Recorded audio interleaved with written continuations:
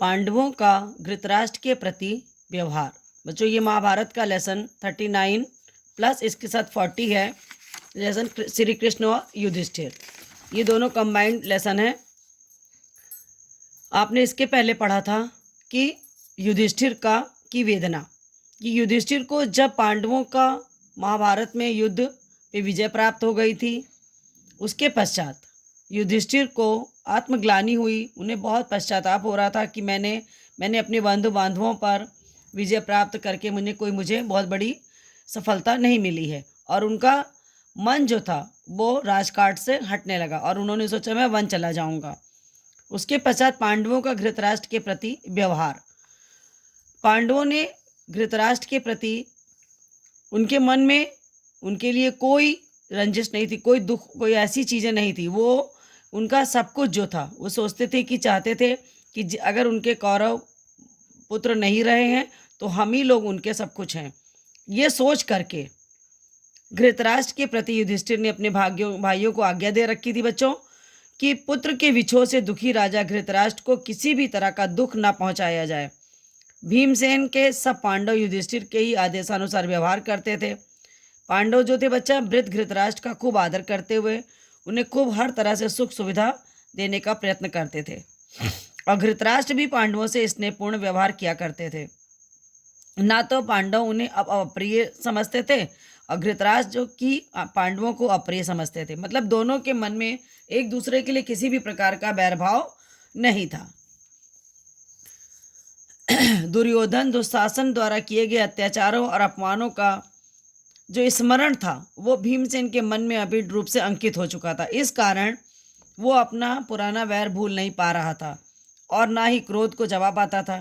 गांधारी तक के आगे वो उल्टी सीधी बातें कर दिया करता था। युधिष्ठिर ने धृतराष्ट्र को हर प्रकार से आराम पहुंचाने का बच्चों प्रबंध कर रखा था। एक तो वह बहुत वृद्ध हो गए थे, उसके पश्चात भीमसेन की अप्रिय बातों से उनको कभी कभी उनका हृदय दुख जाता था। तो धृतराष्ट्र बच्चों धर्मराज के भवन में गए और बोले, तुम तो शास्त्रों के ज्ञाता हो, यह भी जानते हो कि हमारे वंश की परंपरागत प्रथा थी कि हम वृद्धों को वल्कल धारण करके वन जाना चाहिए। उसके अनुसार ही अब तुम्हारी भलाई की कामना करता हुआ वन में जाकर रहना चाहता हूँ। तुम्हें इस बात की अनुमति मुझे देनी ही होगी। ठीक है।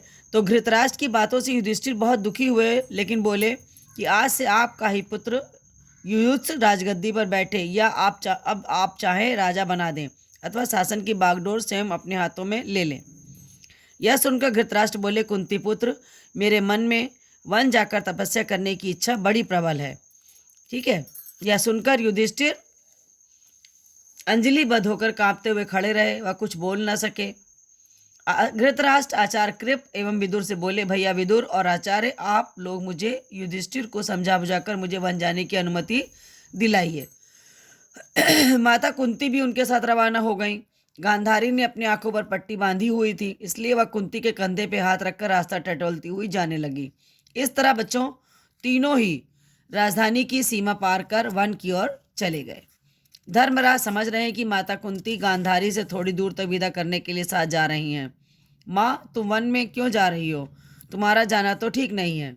तुम्ही ने आशीर्वाद देकर युद्ध के लिए भेजा था, अब तुम ही हम लोगों को छोड़कर जा रही हो। युधिष्ठिर अवाक होकर खड़े देखते रहे। धृतराष्ट्र, गांधारी और कुंती ने 3 वर्ष तक वन में तपस्वियों का सा जीवन व्यतीत किया बच्चों, और संजय भी उनके साथ था। इसके पश्चात श्री कृष्ण और युधिष्ठिर, महाभारत के युद्ध की समाप्ति के बाद बच्चों श्री कृष्ण 36 वर्ष तक द्वारिका पर राज्य करते रहे। उसके बाद जब उनको ये हुआ कि बंधु बांधवों का सर्वनाश हुआ देखकर श्री कृष्ण भी ध्यान मग्न होकर बच्चों समुद्र के किनारे वन में अकेले विचरण कर रहे थे और यही सोचते हुए कि अब संसार छोड़कर जाने का उनका समय आ गया है, और वहीं जमीन पर एक पेड़ के नीचे लेट गए।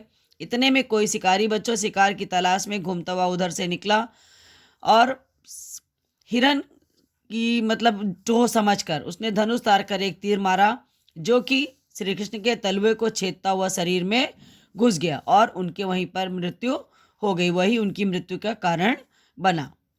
ठीक है बच्चों, इस प्रकार से हस्तिनापुर पांडवों के मन में सांसारिक जीवन के प्रति विराग छा गया।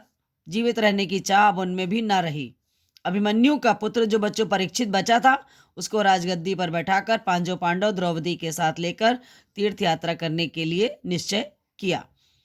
ठीक है, ये था बच्चों आपका श्री कृष्ण और युधिष्ठिर का पाठ। अब आपको कुछ क्वेश्चन आंसर है इसमें, वो मैं आपको बता देती हूँ। पांडवों को धृतराष्ट्र के प्रति कैसा व्यवहार था? बहुत ही विनम्र व्यवहार था। धृतराष्ट्र को बार बार तकलीफ कौन पहुंचा रहा था बच्चों? भीम। युधिष्ठिर के राज्याभिषेक के पश्चात धृतराष्ट्र ने अंतिम निर्णय क्या लिया? वन जाने का अंतिम निर्णय लिया। धृतराष्ट्र के साथ कौन कौन गए थे? गांधारी, कुंती और संजय गए।